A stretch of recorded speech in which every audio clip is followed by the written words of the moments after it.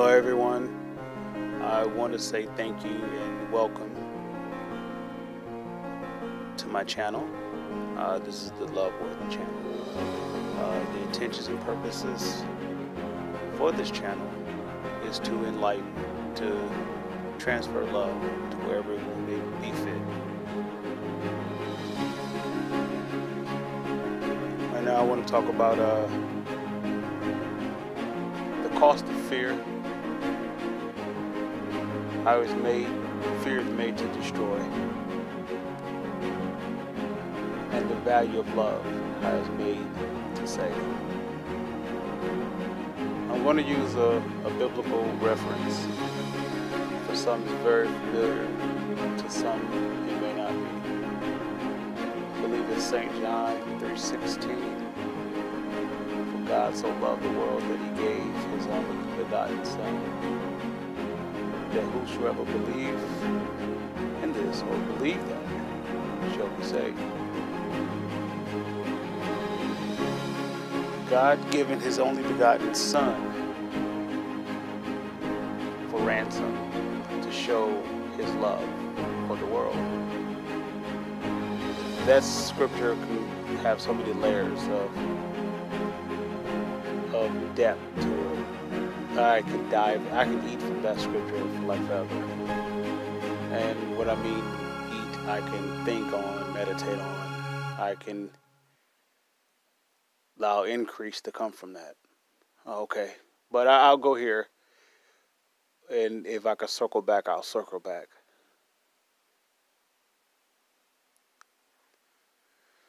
Fear brought me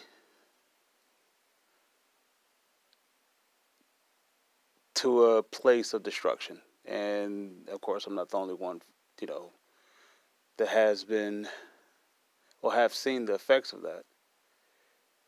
If allowed, fear would take you places where you never thought you would be.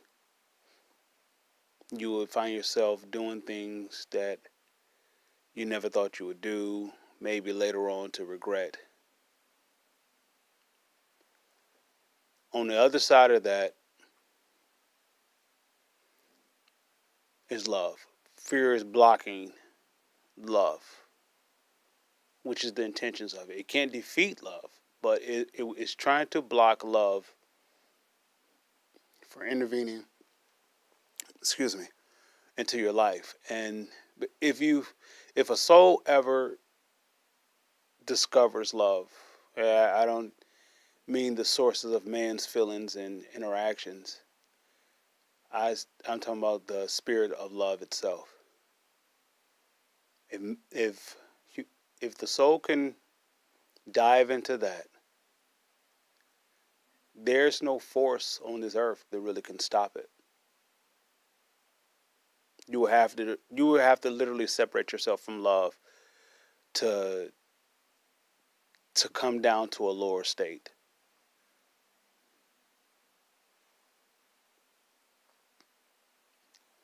Now I kind of like I want to dance with that 3:16, that St. John 3:16. For God so loved the world that He gave His Son. For some, they may not believe in that God has a son and that He gave a son. We are sons of God. And for the women that may say that I'm not a man or I'm not a male, you still one of the same. I can go there too if necessary. If someone wants me to explain that this, send a message to it and I'll respond. And maybe one day I'll do a video on it. But okay, here we go. God gave His Son for the ransom of the penalty that will keep love away from His creation. I don't think we understand the significance of iniquity or lust or pride or all of that fear, anything that brings forth pain, hurt, or torment. I don't think we understand the significance of it. I think we learn to adapt and learn to tolerate. We compromise to it. We learn is our knowledge, is our information, and it's what we know. So I understand if a person is not really receptive to love, because more likely there's fear there inside their soul. Take me for example. I have tons of family members that throughout my existence have reached out to me in love, and I'm that periodically I will find myself not being the most receptive to love because have had no value for love or understanding of love. So fear had a significant place with me. But going back to the Jesus thing, it's interesting that the guy will give up something that he loves dearly for the sake of something he loves dearly. So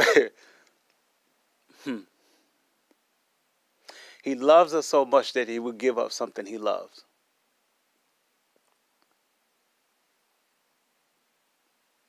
I'm not the first person to reciprocate that offer. I'm learning and I'm evolving and increasing, swimming in this huge ocean of love, and I'm learning how to put it where supposedly to be. I think everybody is deserving of love. I think there's a lot of love that can be shown and displaced, and there between love and forgiveness, I want to say that's like the 1-2 punch that humanity is lacking. And it's amazing with God in the scripture, God giving us a son, that's the 1-2 combination, love and forgiveness. Love is blocked by iniquity. So we needed to be forgiven because it was covered over us. Once the ball dropped and iniquity was spread abroad, it covered everything. So everything needed to been I want to say reconciled. Everything needs to been atoned.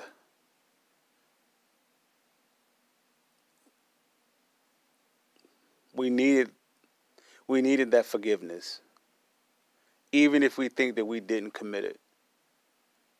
The things that we find ourselves doing is not really us. It's what's inside of us. It's a passed on spirit. It kind of makes sense why God would love us so much and why he would give up his love for us to save us. It wasn't really our mess. The ones who came after the mess, it wasn't really our mess. So it's almost like I'm a descendant. Say if my mother and my dad did one thing, and I find myself doing the same thing that they did, that I learned from them. Is it really my fault that I know it? I wasn't born before them to stop it. I just inherited it. So you would find your parents saying, I apologize for, as they grew, or as they matured, or they got a chance to see themselves, they would say, forgive me for what I've done, that I may have influenced you with this, I didn't know any better, There's that forgiveness. If forgiveness is there, love wouldn't be stopped. It would be permitted. Long as forgiveness is not there, fear will always always have a place. Let's say my life, we unfortunately we go through things. Things may happen to us. A lot of things happen to me based upon fear.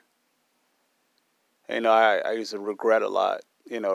Growing up, like if I'd have stood up for myself, or if I wouldn't have allowed this wouldn't have happened, and. But as long as fear is there, you are, your blood is in the water of sharks. You're a prime suspect to be taken advantage of. Forgiveness is necessary. And sometimes we are victims and victimized from those who have been victims and victimized themselves. It's a passing on of a spirit. I don't blame anyone for anything that was done to me, for I understand. And since I understand, I can accept forgiveness for my life to be able to forgive them. Now love can cover me. You don't forgive them for them alone. You forgive them with the addition, or forgiving them is the addition. It starts with you forgiving yourself so you can able to love yourself. Love will heal you. Love will give you the beauty that you thought you lost. It doesn't matter what the flaw was, or the imperfection, or the pain, or the hurt, whatever that it could have happened. Love is not a Band-Aid where it patches up something. It's almost like it's a fresh start. Well, I would say that it is a fresh start. And instead of it's like a soulless transplant, if I could say that.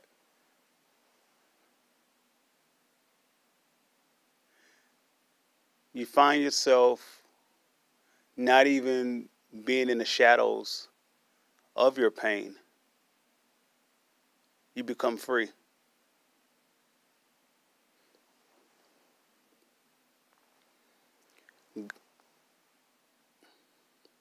It starts with the spiritual change, though. If the spirit that you still hold has any connection to fear,